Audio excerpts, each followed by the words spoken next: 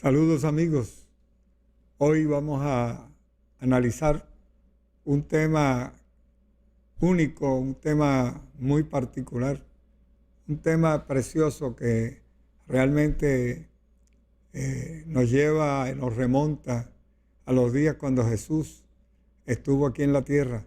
Hemos hablado de las parábolas, hemos hablado de muchos de los temas y de las circunstancias en que Jesús se encontró con los enfermos, y hoy vamos a hablar también de salud.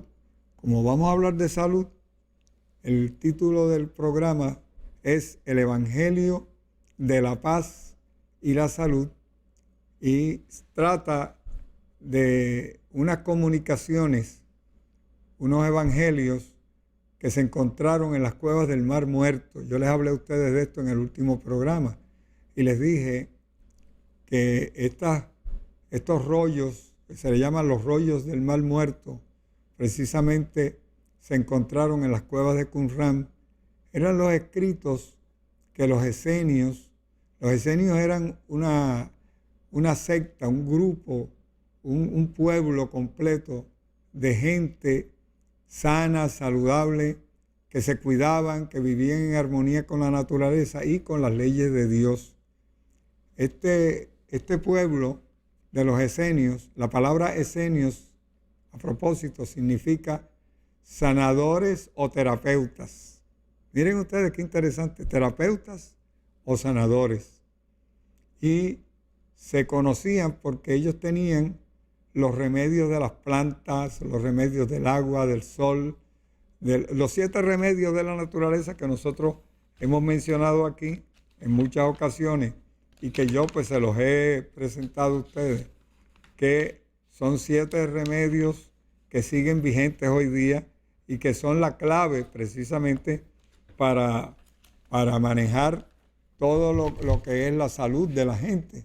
O sea, son los 7 remedios que se supone que la naturopatía está enseñando y practicando para ese propósito, ese fin de, por ejemplo, aquí los tengo, son el agua pura, el aire puro, el alimento sano, la luz solar, venga, aquí los tengo, el ejercicio, el descanso, el trabajo, las plantas y las hierbas medicinales, y confianza y fe en la ley de Dios. Aquí los tengo anotados para que no se me pasaran.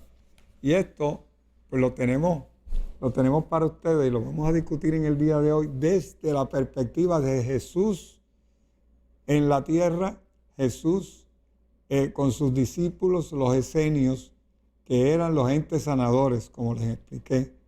Esto, pues para nosotros tiene un significado muy particular, muy especial, por una razón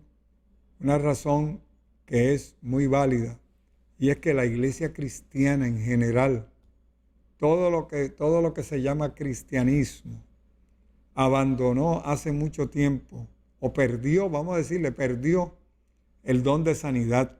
Yo les expliqué esto en un programa a ustedes, que precisamente a consecuencia de la iglesia haberse alejado de los principios básicos de la alimentación y de la salud, perdió el don de la sanidad. Y ahora vamos a ver cómo la iglesia cristiana puede recuperar esos dones.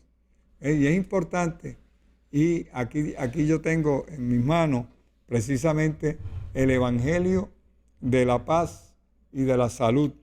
¿Ven? El Evangelio de la Paz. Ahí lo tienen. Dice aquí que muchos enfermos y tullidos fueron a Jesús preguntándole, ¿sabes? Dinos por qué sufrimos estas plagas, estas penosas plagas. Miren ustedes ahí. ¿Por qué no estamos enteros como los demás hombres?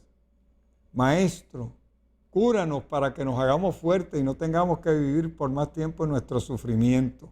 Miren ustedes qué interesante. Estos enfermos pidiéndole a Jesús que los sanara. Sabemos que en tu poder está curar todo tipo de enfermedad. Líbranos de Satán y de todas sus grandes males. Maestro, ten compasión de nosotros. Y Jesús les respondió, felices vosotros que tenéis hambre de la verdad, pues os satisfaré con el pan de la sabiduría. Felices vosotros que llamáis, pues os abriré la puerta de la vida.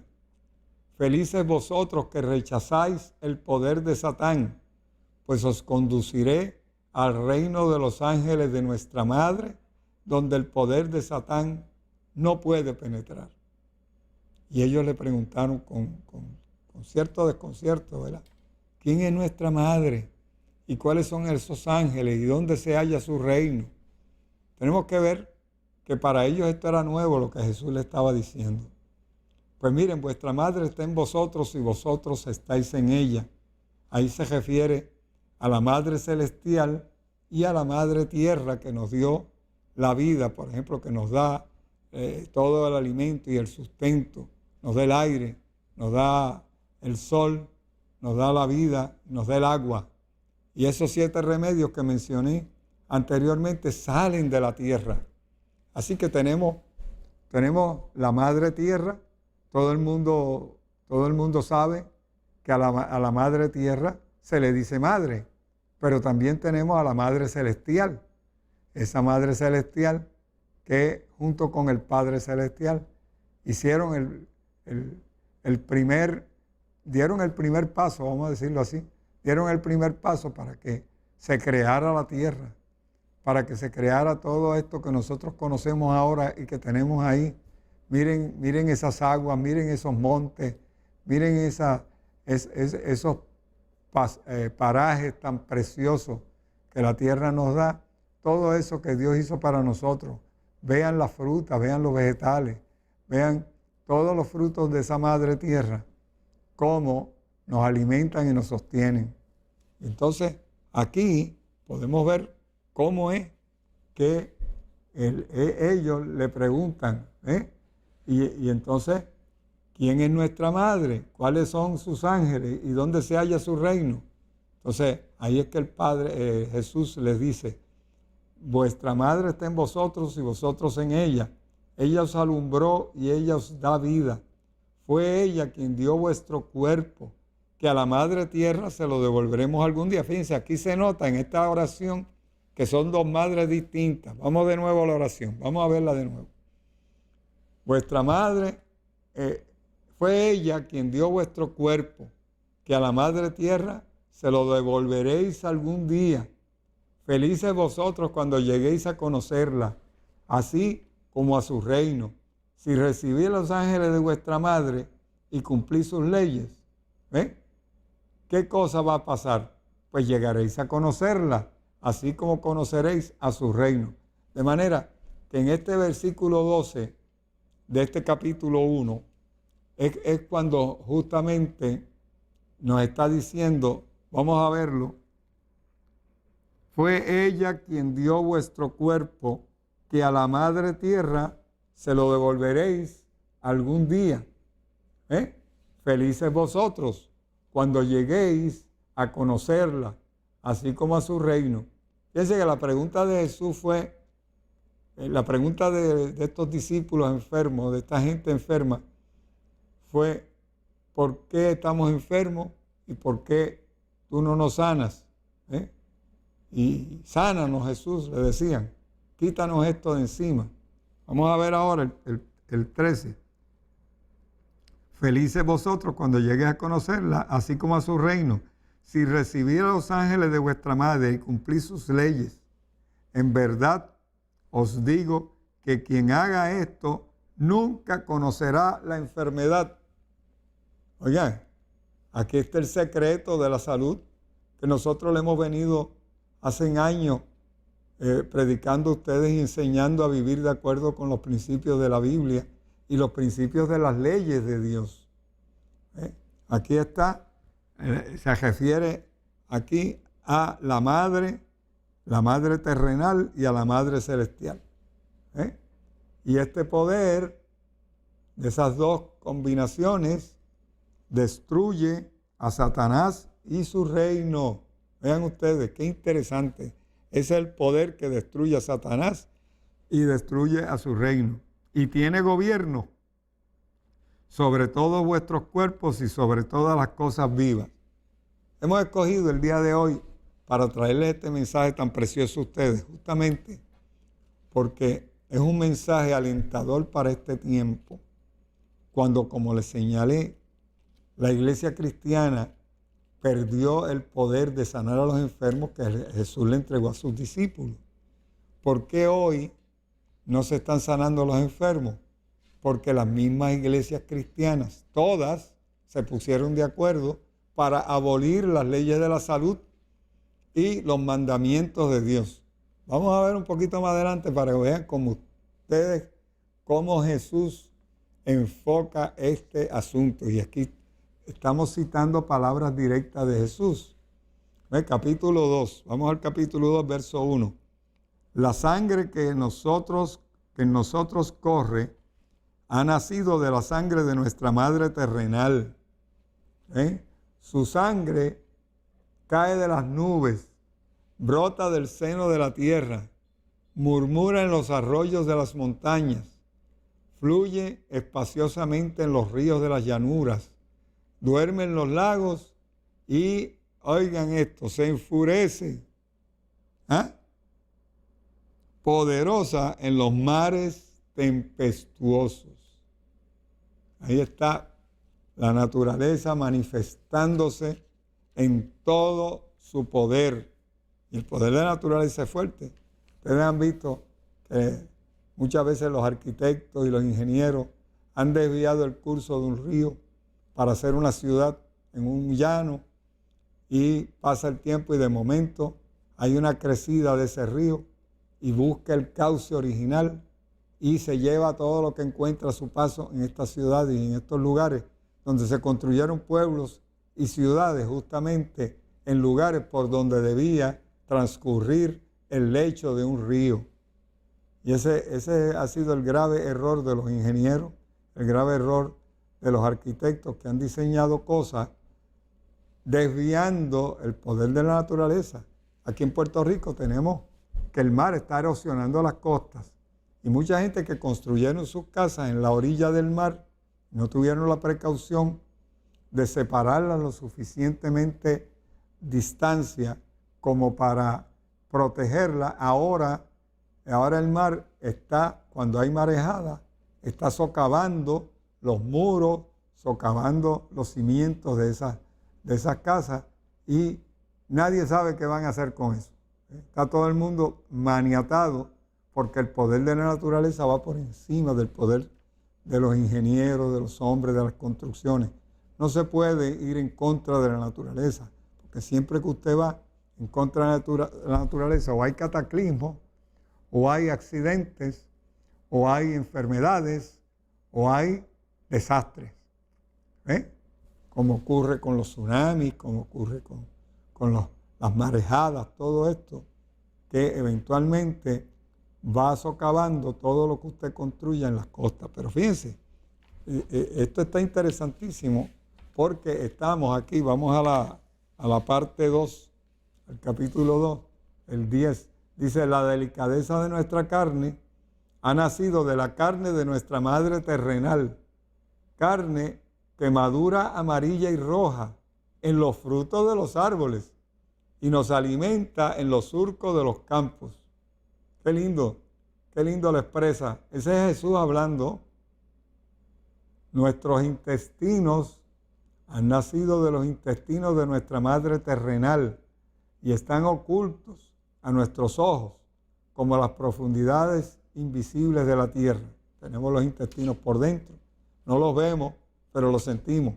La luz de nuestros ojos y el oír de nuestros oídos nacen ambos de los colores y de los sonidos de nuestra madre terrenal o de nuestra madre tierra, que nos envuelve como las olas del mar al pez o como el aire arremolinado al ave. Y en verdad os digo que el hombre es hijo de la madre terrenal, celestial y biológica, y de ella recibió el Hijo del hombre todo su cuerpo. La celestial y biológica la añadimos nosotros porque el traductor no pudo hacer la diferencia. No pudo hacer la diferencia de esas tres madres, la madre biológica, que es la que nos parió en esta tierra, la que nos dio a luz en una ocasión cuando nacimos. Tenemos la madre tierra, que es la que nos alimenta y nos sostiene con sus frutos, y tenemos la madre celestial, que es el Espíritu Santo que Dios ha designado para estar con nosotros en esta tierra, consolarnos y cuidarnos, el gran consolador o paracletos, como se le menciona en las Sagradas Escrituras, que fue sacada del lado del Padre. Fue el Espíritu Santo, tuvo que dejar la presencia del Padre para venir a cuidarnos a esta tierra del enemigo más grande que podemos tener, que es Satanás. Y de ese enemigo es que el Espíritu Santo nos está protegiendo y nos está guardando. Cuando ese Espíritu Santo se retira de nosotros por nuestra conducta, por nuestra actitud, porque nosotros nos alejamos de la ley, entonces Satanás nos toma y nos usa como le parece, como le da la gana. Vamos a decirlo así. Satanás nos usa como le da la gana. Y nosotros le servimos como esclavos. Por eso es que se dice en las iglesias que desde el mismo principio hemos sido esclavos del pecado. ¿Por qué? Porque desde el mismo principio se violentó la ley de Dios. La ley original era sencillita. El Señor le dijo a Eva, le dijo, no comerás de ese árbol, pero de todos los demás árboles del huerto tú puedes comer. Mira, tienes ahí toda clase de frutas, toda clase de vegetales, toda clase de plantas comestibles y medicinales, las tienen para ustedes, solamente de este árbol. ¿Sabe por qué de ese árbol no se le permitía al hombre comer? Porque ese era un árbol de la transformación. ¿Qué quiere decir eso de la transformación? El árbol del conocimiento. Fíjense que era de la ciencia del bien y del mal. Era un árbol que fue puesto en el huerto del Edén para un propósito único y especial. El único propósito para el cual se puso ese árbol allí era para que los ángeles que se rebelaron con Satanás, que después que vieron la rebelión de Satanás y el daño que Satanás le hizo a la primera pareja y que le hizo a la tierra y a todo lo que se había sido creado perfecto por Dios, entonces esos ángeles que estaban arrepentidos comieran de ese árbol para humanarse, convertirse en humanos como Adán y Eva y como nosotros, para que entonces viviéramos en esta tierra. No regresaban al cielo de donde fueron expulsados, allá no podían regresar porque ya habían pecado, pero ya tenían, al comer de esa fruta prohibida, de ese árbol del conocimiento de la ciencia del bien y del mal, ellos se humanaban como nosotros, se convertían en seres humanos y de ahí en adelante ya podían vivir en esta tierra y poblarla junto con Adán y con Eva y con el pueblo de Dios. Por eso es que ustedes van a ver en la Biblia que hay una separación de los hijos de Dios y los hijos de los hombres. Y Dios le dijo a su pueblo, a sus hijos, a la descendencia de Adán, por Set, porque Caín mató a Abel. Ya quedaron solamente de nuevo Adán y Eva. Después que Eva parió esos dos muchachos, entonces no quedó prácticamente ninguno, porque Caín fue desterrado y Abel murió, y la descendencia de Dios era escasa. Por 130 años estuvieron Adán y Eva sin tener hijos. Estaban sufriendo las consecuencias de todo lo que habían hecho y viendo cómo la tierra se descomponía y cómo toda aquella perfección que Dios hizo, aquello tan bello, tan perfecto, empezaba a dar problemas empezaban ellos a sentir las espinas en los pies, necesitaban ponerse sandalias y empezaban a sentir el frío, tenían que ponerse abrigo, se dieron cuenta que estaban desnudos, que antes no lo notaban porque estaban rodeados de una luz que los protegía. Todo eso cambió y de ese cambio es que entonces empezamos a ver cómo la tierra y la evolución de los seres humanos cambia. Y entonces Dios ve que los hijos de Caín, que es el maligno, ustedes lo van a ver, que la Biblia habla de los hijos del maligno, que es Satanás, y por ende Caín, que fue expulsado de la presencia de Dios y de la presencia de Adán y de Eva, tuvo que buscar refugio en otras tierras y tuvo el Señor hasta que ponerle un seguro para que no lo fueran a matar por lo que había ocurrido, por lo que él había hecho de matar a su hermano. Todo esto tiene unas connotaciones que yo no las quiero complicar para ustedes, quiero hacerlo lo más sencillo posible para que todos puedan entenderlo. Pero ese árbol que Dios puso del conocimiento del bien y del mal, he escuchado hasta pastores preguntarse, pero ¿y por qué Dios puso ese árbol ahí? No debía haberlo puesto. Y a mí me parece también que parece que no tenía, según el relato del Génesis, parece que no tenía un propósito en particular, pero aquí en este relato, en los estudios, en los rollos del Mar Muerto, en los Génesis apócrifos y en toda la literatura que hay que añade información, descubrimos que ese árbol era para que esos ángeles comieran de la fruta prohibida, que no estaba designada para Eva, y entonces se humanaran y contribuyeran a poblar la tierra de seres angelicales. Eran ángeles caídos que se arrepentían. Pero ¿saben lo que pasó? Que cuando Satanás vio eso, dijo, estoy perdido. Estoy perdido porque aquí lo que va a pasar es que todos estos ángeles se me van a ir yendo, se van a ir humanando y yo no voy a tener un ejército para poder gobernar la tierra y quedarme con ella yo, que ese era su propósito original. Poseer la tierra y reinar en esta tierra.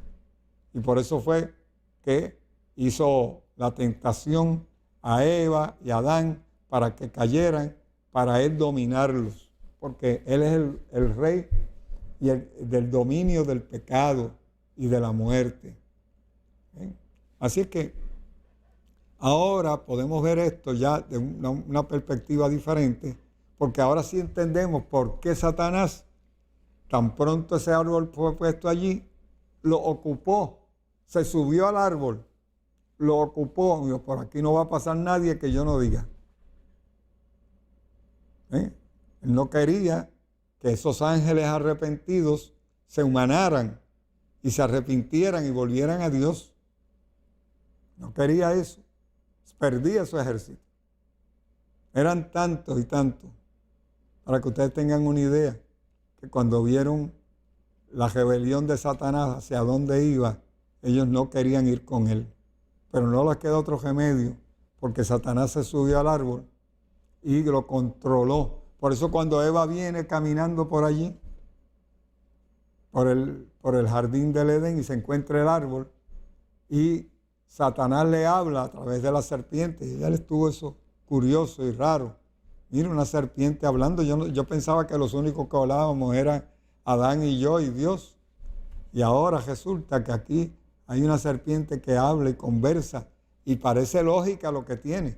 Y ella entabla una conversación con hacer una conversación muy inteligente, donde Eva se defendió muy bien, porque Dios les dijo, Satanás, le dijo, con que Dios les ha dicho que no comáis de todo árbol del huerto. Y ella rápido le corrigió, le dijo, no, Dios nos ha dicho que comamos de todo árbol del huerto, menos de ese donde tú estás ahí. Y entonces ahí es donde Satanás le dice la media verdad, la media mentira, que eventualmente hizo que Eva probara de la fruta que no era para ella. Un poco más adelante, antes que Dios retirara ese árbol y le quitara la oportunidad a esos ángeles de humanarse y venir a vivir a esta tierra como seres humanos y alcanzar la salvación a través de ese medio y del sacrificio que Jesucristo tendría que hacer eventualmente en la cruz para poder salvar a la humanidad. A través de todos esos medios, ellos podían alcanzar su salvación también y volver no al reino de los cielos donde ellos habitaron una vez como ángeles celestiales, sino a vivir en la tierra prometida, la tierra nueva que Dios está creando para todos nosotros y que ya está lista. Lo que falta es que Jesús termine el trabajo ministerial que está haciendo y que nosotros hagamos nuestra parte aquí en la tierra, que es lo que yo estoy haciendo ahora, comunicándole a ustedes todo este mensaje tan precioso que hay para que ustedes también puedan prepararse y pertenecer a ese reino nuevo que Dios tiene para sus criaturas. La promesa está en cada uno de los libros de esta Biblia. La promesa más grande está en Apocalipsis, donde vamos a poder estar con Cristo nuevamente en la santa ciudad y en el reino eterno. Pero ¿qué pasa?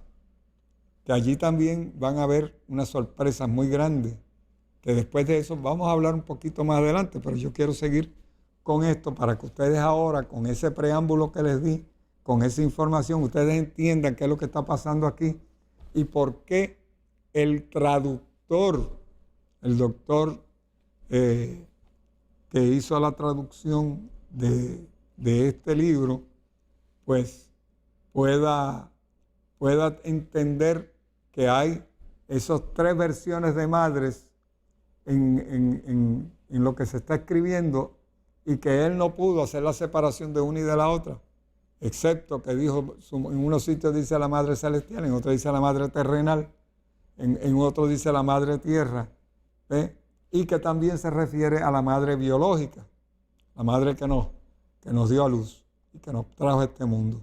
Así que son tres versiones de madre que tenemos que, cuando leamos esto y escuchemos, tenemos que pensar de cuál está hablando, porque el traductor, como no tenía un conocimiento de la teología cristiana, sencillamente lo que hizo fue tradujo todas las versiones de madre, las tradujo de la misma manera. Pero en el mismo texto nosotros nos damos cuenta cuando se refiere justamente a la madre terrenal, ¿eh? Y es por eso que vemos ahí en el 14, dice, la luz de nuestros ojos y el oír de nuestros oídos nacen ambos de los colores y de los sonidos de nuestra madre terrenal, que nos envuelve, miren ustedes, que nos envuelve como las olas del mar al pez, como el aire arremolinando al ave. En verdad os digo que el hombre es hijo de la madre terrenal celestial y de ella recibió el Hijo del Hombre todo su cuerpo. Del mismo modo que el cuerpo recién nacido nace del seno de su madre. Ve, aquí se refiere a la madre biológica. Pero él no puede hacer la separación de unas de las otras por desconocer el mecanismo de la teología. Nosotros, los cristianos, los que hemos estudiado todos estos libros, todas estas escritos que han aparecido del Mar Muerto, de los rollos del Mar Muerto, de las cuadras de Qumran. Y miren, ¿saben dónde están esos libros actualmente? Y está todo eso escrito. Están en el sótano del Vaticano, en la biblioteca, en una biblioteca exclusiva, casi un museo, se puede decir, de todos esos rollos que fueron encontrados allí, que siguen apareciendo. O sea, se han encontrado en distintos lugares, ¿eh? Y cuando se ponen todos coinciden con el Evangelio de Cristo, con el Evangelio de la Biblia. Lo que sí es que los traductores, los que tradujeron la Biblia, influenciados por la iglesia cristiana, oigan eso, hicieron unos cambios que prácticamente disparataron la Biblia. O sea que cuando leamos la Biblia ahora vamos a encontrar dónde que están los errores de traducción. Y hay muchos, ¿saben? Yo se lo garantizo a ustedes que vamos más adelante a ir mencionando cuáles son los conceptos, cuáles son las traducciones, cuáles son las palabras, las oraciones y cuáles son las frases que en la Biblia tendríamos que modificar para apegarnos justamente al texto original. Vamos a hacer una pausita y regreso con ustedes para seguir avanzando en este estudio tan interesante que ustedes van a ver que lo vamos a disfrutar.